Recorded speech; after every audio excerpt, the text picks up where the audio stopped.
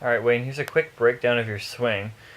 So these were just two practice swings we got, but it gives us a pretty good idea of how you organize your uh, golf swing in terms of or how the brain thinks of it.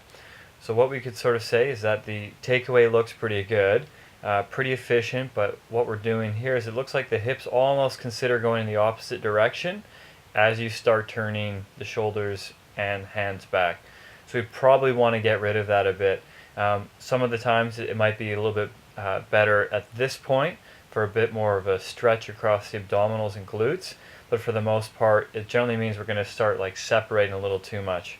We can see the hands or the torso, this green line here, is getting a little hung up with the shoulders, so that means some of that little residual stiffness and in the mid back as well as lower back is probably contributing to these lines here. The hands have a really nice tempo and they're accelerating through. We can see that you have the right timing, hips, shoulders, then hands.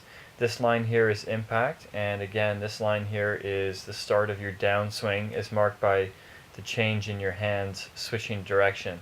We'd still like to see the hips accelerate and peak way sooner, more along the line of here. So if these two were goalposts, we would try and park them right in the middle and have them here. We sort of say that the efficiency of like the rate of acceleration is pretty good. So these two lines are pretty efficient in the rate that they're accelerating, but the decel rates of the shoulders and hands, a little bit of work to do. And the hands kind of tells us that while practice swing, not quite sure where you exactly want it to be for timing wise, so we're going to kind of disregard that, but we do like the rate of deceleration of the hands. We can see that you start the downswing with the hips and shoulders firing at the exact same time, but we know that you're a pretty good player because consistently your peak speeds of hips peaking first, shoulders peaking second, and hands peaking third is pretty much right on par. This was more of like probably like a half swing to maybe a 3/4 swing, so we'd probably anticipate these numbers going up a bit more when you're really going after it, but it kind of gives us a bit of an idea in the sense that the shoulders have more room to generate more speed in relation to these. For the most part, we want to see 1.5 times the degrees of rotation per second from the hips to shoulders here. So this was one of them. At address, sometimes you set up with the shoulders slightly closed. Posture at address. So this is where your back and some of the left sided stuff kicks in. Is you got 36 degrees of forward bend at the pelvis, but your upper body is right about there. So what we've been working on the last little while is flattening that low back, which tends to bring you more upright. So instead of seeing 41 here, we've seen more like 33 degrees, 30 degrees. So we don't mind upright for the time being, as it tends to spare the back. But when we've got 36 here, it generally means we're going to be kind of pinching those facets a bit more on the left side. You rotate the right amount through the hips, 37 here, and the pelvic side bend means that the lead hip is too low for you. So you've got 18 degrees, and this is definitely going to be something that's going to bug all the facets on the left side, and also makes it harder for the shoulders to start accelerating as fast as we'd want them to. Upper body turn, impact, it's saying that it would like to see your hips rotate through a bit further. Your upper body turn is a little limited, but that's perfect. We know we have a bit of some restrictions in the torso, so that's a great number. And an impact also under rotated, and we'd like to see it rotate through a bit more. Pelvis position. So the take home for your pelvic bend is how much arch you have in your low back.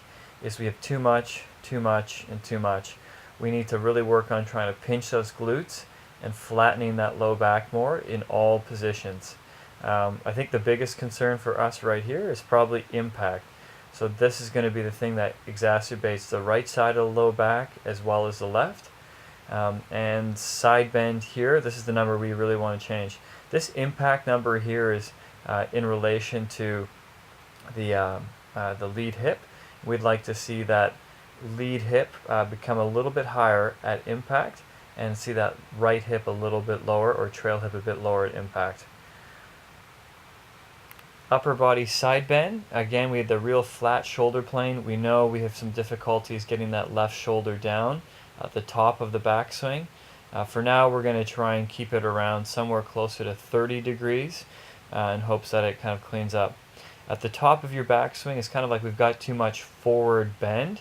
We'd want to try and flip-flop a bit of these numbers. So add a little bit more to side bend, add a little less to the top. Impact position, we'd also like to see you come up a little bit higher. There's no conscious cues you really think about with this one, but what we will want to do is just get you a bit more work. And I think if we go back to the previous one, the side bend here, this is about trying to keep that left glute and that left side a bit more active. Sequencing, again, we've got the right sequence. The transition isn't perfect, but otherwise pretty good. This is one other swing that we captured, and this is probably what happens on some of your miss hits.